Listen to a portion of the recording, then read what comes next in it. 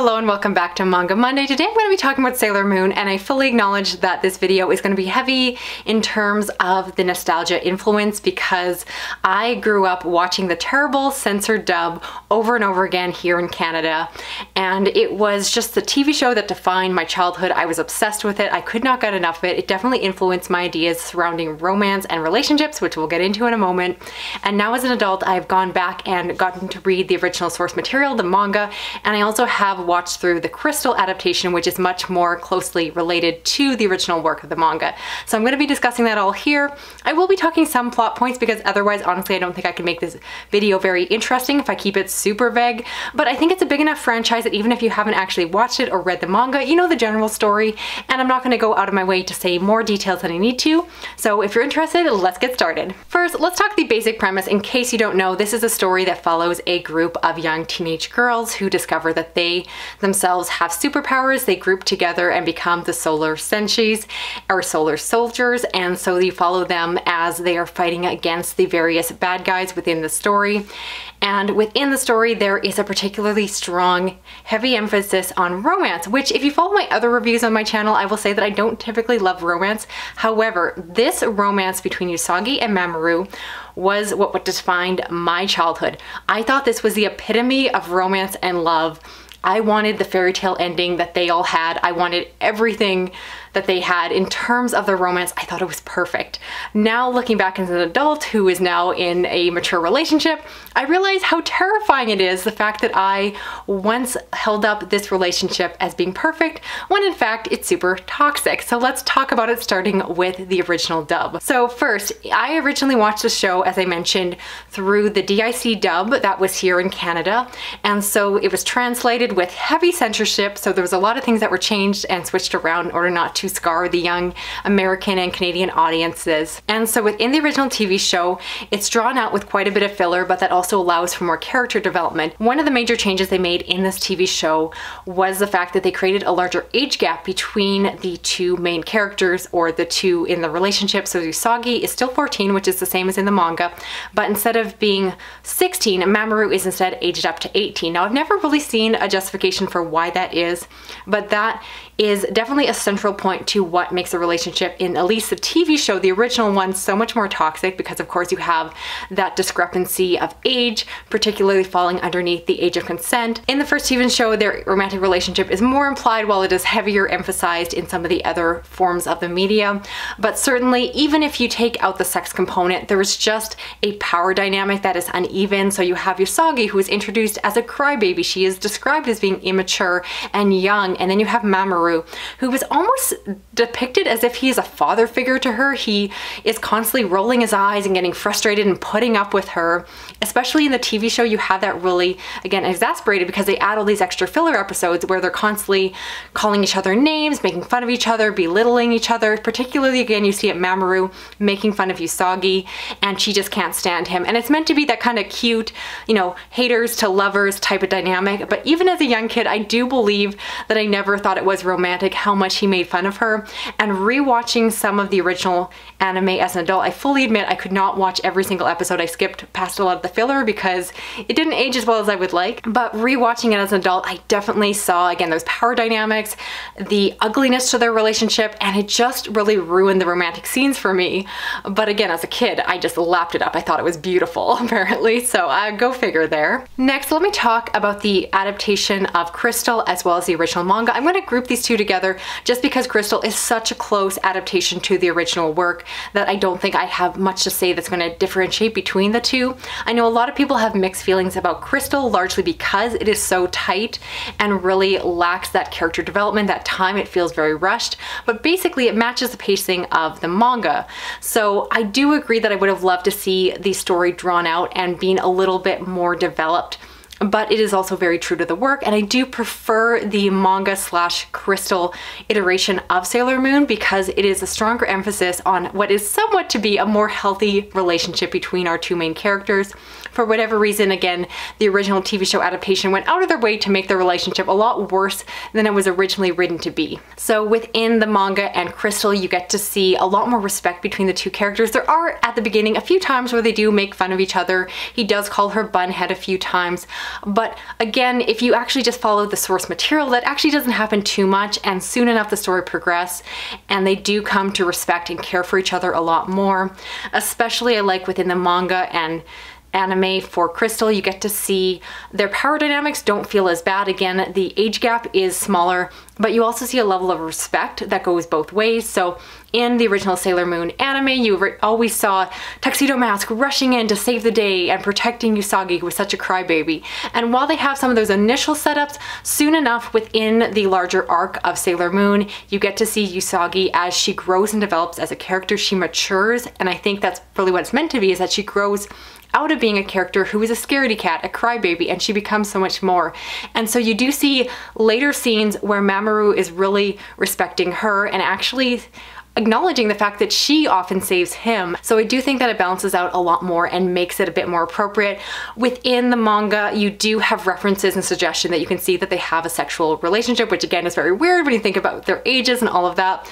But at least you have a level of maturity and respect that makes it work a lot better than it did in the other adaptation. However, I'm still going to argue that the relationship is toxic. Let's get into it. So even though the relationship is much better depicted in the manga and Crystal, unfortunately, I still want to call this relationship as a whole to be toxic, or at least problematic in nature, and just not the best footing for a relationship. If I was a relationship therapist, I would advise these two to go and spend some time apart and actually work through and make sure that they are developing as individuals and not completely tied to each other. The issue I have, and I can't really talk about this without getting to some plot points, so here's the basic spoiler warning, is that you find out decently soon within the manga and so forth that they are two individuals that are reincarnated of different iterations of themselves that were past lovers. So they have this romantic backstory. They were meant to be lovers through the ages, and so they die and they come back and they're meant to be lovers again. So that is a point within the manga, within the TV show, where you see this change in their relationship, where they have this sense of destiny, that they are repeating the cycle and that it's meant to be, which unfortunately takes out an element of choice and consent when you kind of know that you have a path set out for you. Now, you could argue that even if you have this reincarnated self, that you still could make a different choice and go in a different route. And so their past alone, I don't think necessarily makes them toxic, but the problem is that they then get a peek into their future. So quickly enough, they get to learn that they are again together in the future. They have a daughter, they get to meet that daughter, and they get to see that their future, the future of Crystal Tokyo, is dependent on them being a family. So the fact that they're introduced to this daughter who would not exist if they were not together, the fact that they get to see that this future is dependent on them being together, basically, in my mind, gives up their choice. Yes, they could choose to forsake everything and go against their destiny, but it doesn't really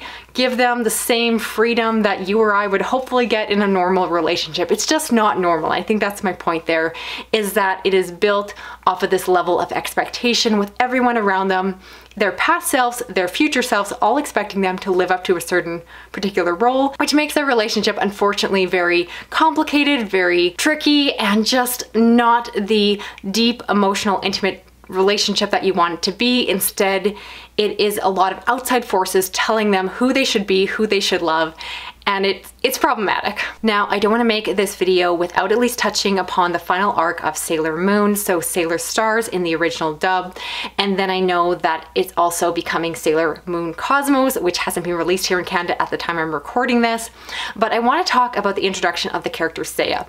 So in the final arc, without giving away more than I have to, there is circumstances that causes Mamoru to be away from Sailor Moon, so they are separated, and that is actually perhaps the healthiest part of the show in terms of the relationship, is the fact that they go in different directions and they spend time apart and really give Usagi a chance, especially as the younger person in the relationship, to find herself. She is still in school, she has dealt with some horrific things in her past, and she gets a moment to actually work on herself and be her own person. Then within the story, we are introduced to a character named Seiya, who is presented as a potential alternative love interest to Usagi. And I love this introduction because it creates an interesting interesting dynamic, a foil to Mamoru, and a mirror or an alternative option or road that Usagi could go down if she did not fulfill her destiny. And I really think that this is one of the most interesting things that the author did with their storyline, is exploring this what if. So I've heard people say that they find Seiya to be very pushy. He is very clear about his feelings. He likes her. He wants to date her. And she does tell him that she is dating someone. She has a boyfriend. He's just not here, and continually tells him no. I personally didn't read it as overly pushy. He is kind of that assertive alpha male personality, but I didn't personally find it toxic. You can totally disagree. I'd love to have that conversation in the comments. What I liked is the fact that they were more on the same playing field. So they're both students at this time, similar ages, dealing with similar struggles in terms of their daily life at school and tests and all of that. And so you have less of a power dynamic between the two of them. And throughout the story, yes, he pushes her, he is interested in her, but as the story progresses, as he learns more and understands her backstory, I do feel like there's a level of respect, and he does back off in my mind. But watching through the end arc, which I only got to see as an adult because it wasn't originally dubbed here in Canada, and getting to read the manga, I was surprised. I was someone who was always Team Mamoru growing up. I was obsessed with Tuxedo Mask, and so discovering as an adult that there was this alternative second love interest that I never got to see.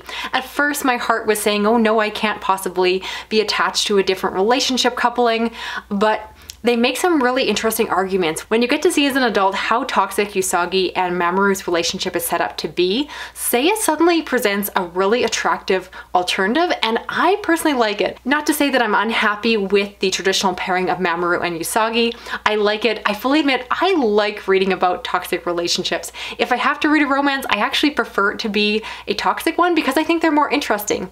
If their relationship was boring and bland and vanilla, I probably wouldn't have enough to make a video about. But instead, I like the complications. I like the messiness. I like the triangle of their relationship. I like the complications. So let me know down below, how do you feel about Sailor Moon overall, especially talking about the toxic relationship within the story? How do you feel about Mamoru versus Seiya? And let me know if you're interested in additional videos on Sailor Moon, because I definitely could make them. I'm thinking about making a video talking about the differences between the original dub and Crystal, going into more detail about the changes they made, and then also talking perhaps more in detail about the final arc of Sailor Moon, because in my mind that is the best. I think it's brilliant, and I'm sad that I didn't get to actually experience it and understand it until I was an adult. So I have lots more to say, but I want to know if the content has a place on the internet, so let me know in the comments down below if you'd love to hear more about that. Otherwise, if you're new to my channel, I do read and review some manga and anime on Monday, and then I also talk normally on Tuesday and Thursdays about science fiction, fantasy, horror, and thrillers. If you want to stick around, I appreciate that. If you want to give this video a thumbs up, if you want to drop a comment, even if just an emoji like a moon, that'd be great. And if you want to hit that little notification bell, you'll never miss a video from me. Thanks so much for watching. Talk to you again soon. Okay, bye-bye.